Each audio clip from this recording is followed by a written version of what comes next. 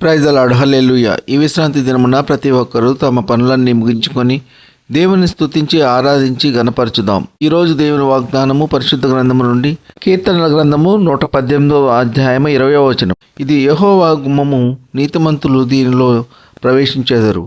Amen, హల్లెలూయా. మరి నిజముగా ప్రియ సహోదర సహోదరి, ఈ వాక్యము దేవుని యొక్క గుమ్మము. బైబిలు దేవుని యొక్క గుమ్మము.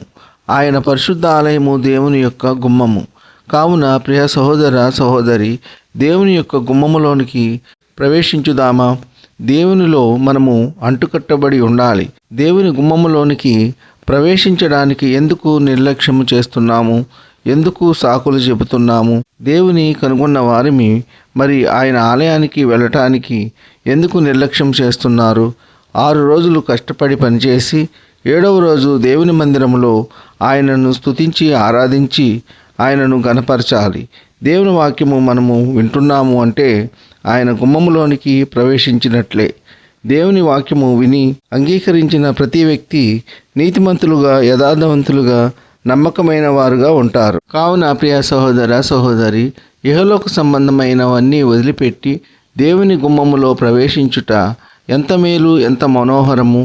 దేవుని గుమ్మములో ప్రవేశించుట వలన మనకు ఎన్ని బాధలు వచ్చినా, ఎన్ని వేదనలు చుట్టుముట్టినా, ఎన్ని క్లిష్టమైన పరిస్థితులు ఎదురైనా, అప్పుల బాధలు, ఆర్థిక సమస్యలు చుట్టుముట్టినా, మనము నమ్ముకున్న మన దేవుడు వీటన్నిటి నుండి విడుదల కలుగజేసి సకల సమృద్ధి, దీవెన, ఆశీర్వాదములతో తృప్తిపరుస్తారు, ధైర్యపరుస్తారు, చేరదీస్తారు, ఆదరిస్తారు.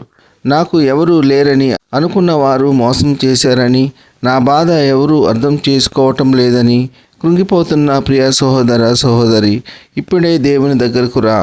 ఆయన గుమ్మములో ప్రవేశించు. ఆయన మందిరానికి వెళ్ళి స్తుతించి ఆరాధించి మన ప్రతి సమస్య నుండి విడిపించి ఆ దేవాది దేవుడు ఉన్నతమైన దీవెన ఆశీర్వాదములతో తృప్తిపరచగలరు. ఈ కొద్ది మాటలు దేవుడు దీవించునుగాక. ఆమెన్. ప్రార్థన. కృపా సత్య సంపూర్ణుడా, మీ ఘనమైన ఉన్నతమైన నామమునకు వేలాది వందనాలు, స్తుతులు చెల్లించున్నాము యేసయ్య. విశ్రాంతి దినమున ప్రతి ఒక్కరూ మిమ్మల్ని స్తుతించి గణపరిచే రోజు తండ్రి, మీకు స్తోత్రములు. ఈ వేకువనే లేచి ఎందరైతే మీ యొక్క వాక్యమును విని మిమ్మల్ని అంగీకరించి ఉన్నారో అటువంటి వారిని అందరినీ దీవించండి, ఆశీర్వదించండి. ఎందరైతే మీ యొక్క వాక్యం వెనుక లోకము తట్టు, పాపం తట్టు తిరిగి ఉన్నారో అటువంటి వారందరూ మీ యొక్క వాక్యమును విని మారు మనసు పొంది మిమ్మల్ని స్తుతించి ఆరాధించే కృప దయచేయండి.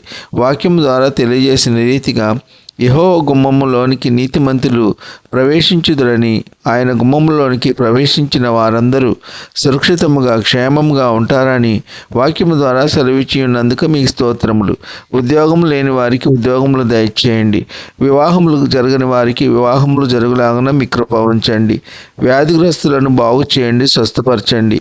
మీ ప్రియ బిడ్డ దైవజనుడు ఆదాం సురేష్ గారు యాక్సిడెంట్కు గురి అయినారు తండ్రి.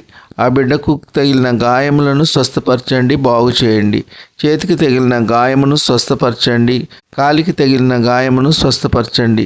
ఎముకలలో మీ యొక్క రక్తమును ప్రోక్షించండి, స్వస్థత దయచేయండి. పరమ వైద్యుడు తండ్రి, మీకు స్తోత్రములు. ఆ బిడ్డ యొక్క బాధ నుండి విడుదల దయచేయండి.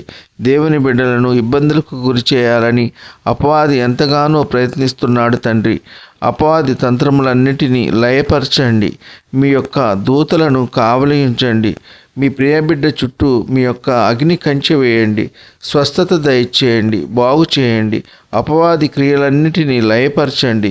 వృద్ధులను కాపాడండి. వృద్ధాప్యంలో ఎటువంటి మనోవేదనకు గురి కాకుండా మీ కృప ఉంచండి. ప్రయాణాల్లో ఉన్న బిడ్డలను వారి వారి గమ్యస్థానములు క్షేమంగా చేరుకునేలా మీ కృప ఉంచండి. ఈ కొద్ది మనవులు ప్రభువైన యేసుక్రీస్తు పేర వేడుకొంచున్నాము తండ్రి. ఆమెన్. విన్న వాక్యము దీవెనకరంగా ఉన్నట్లయితే లైక్ చేయండి, షేర్ చేయండి, సబ్స్క్రైబ్ చేసుకోండి. మీ సహోదరుడు Kola Daniel. God bless you.